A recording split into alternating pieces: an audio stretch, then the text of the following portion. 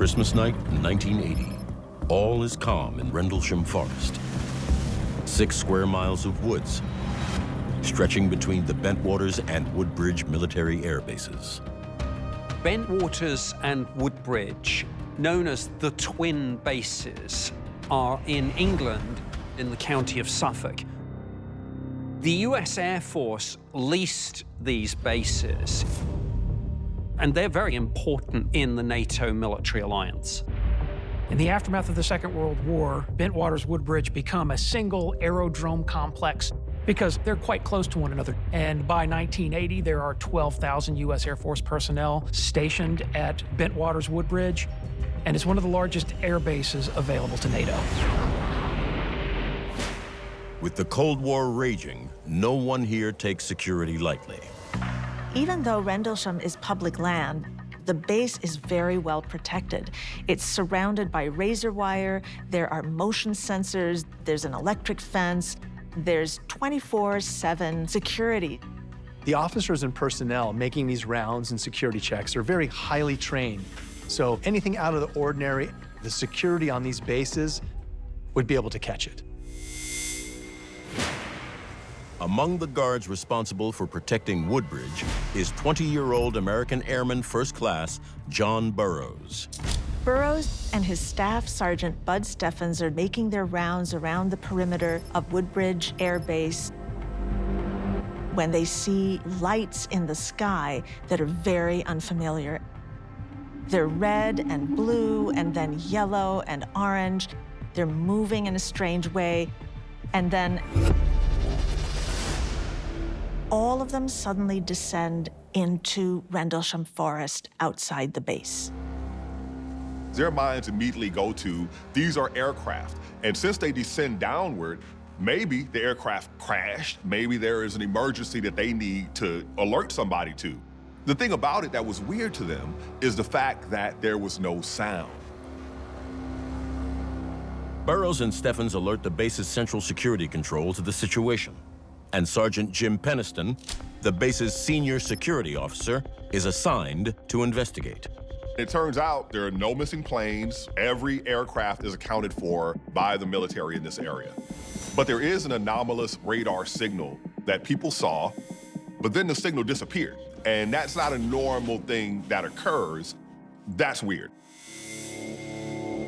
When John Burroughs and Steffens are waiting at the east gate, Sergeant Peniston and his driver show up, and they have to leave their weapons with Steffens as they start to investigate off the base.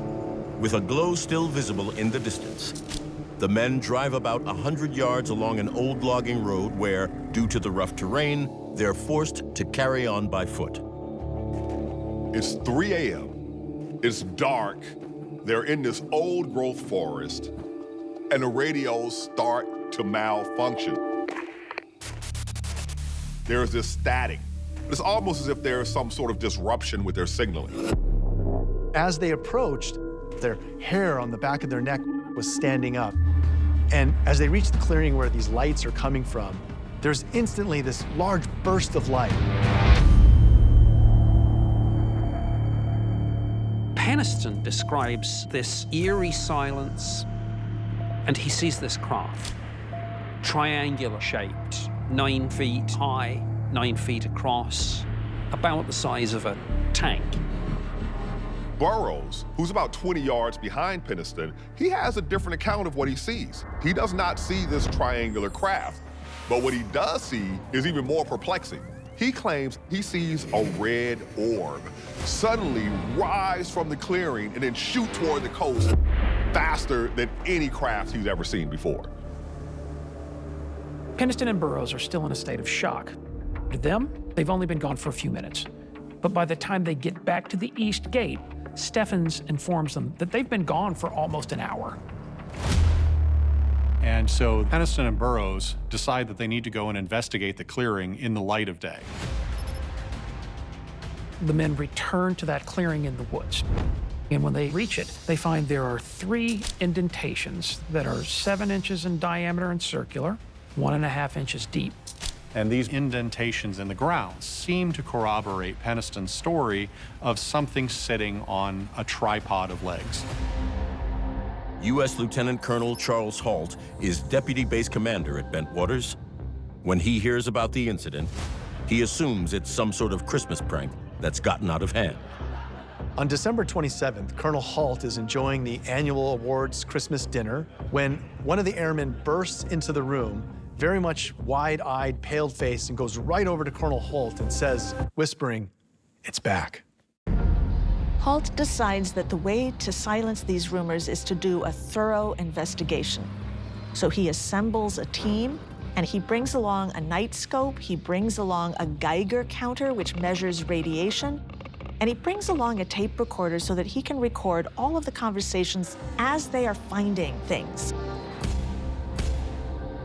At 1:25 a.m., Halt turns on the Geiger counter as well as his cassette recorder while he and his lieutenant search the forest. Just jumped up below 7 tenths there. 7 tenths right here in the center? Uh-huh. We got very positive readings. Let's see, is that here the center? Yes, it is. This is what we would assume would be the dead center. The Geiger counter seems to get higher readings on the sides of the trees facing the clearing. Specifically, where they absolutely peak is in those 3 indentations. It's like an abrasion points into the center of the thinning area. It is. It's not an immediate panic. It's a sort of, that's interesting moment. At 1:48 a.m., Halt's attention is drawn from the landing site to the sky overhead. You just saw a light where? Where? Right in this position here, straight ahead, in between the tree. There it is again. As they get closer to the location of these lights, they realize that we're not actually chasing the light is coming towards us. It's coming this way. It is definitely coming this way. After around 5 hours in the woods, Halt and his men are no closer to figuring out what these lights could be, and they return to the base with more questions than answers. Halt is ultimately told that since this event unfolded off base on UK soil, that it is technically within the purview of the Ministry of Defense to deal with it, not the US Air Force. Halt gets told, go write up a memo and send it to the Ministry of Defense. We'll let them deal with it as the host nation. But because of the key Brit officer being away on Christmas leave, Halt's memo wasn't sent until January 13th. This interval of 2 weeks provides the basis by which the Ministry of Defense declines to do anything. And they decline to do anything on the basis that if this was serious, you would have informed us sooner. And if we're brought into it 2 weeks later, why should we even waste a minute looking into this matter? So while the Brits are downplaying the incident, it's not the same case on the base. Rumors are already starting to swirl. And over time, Halt, Peniston, and Burroughs all become convinced that whatever occurred in Rendlesham Forest was not of this earth.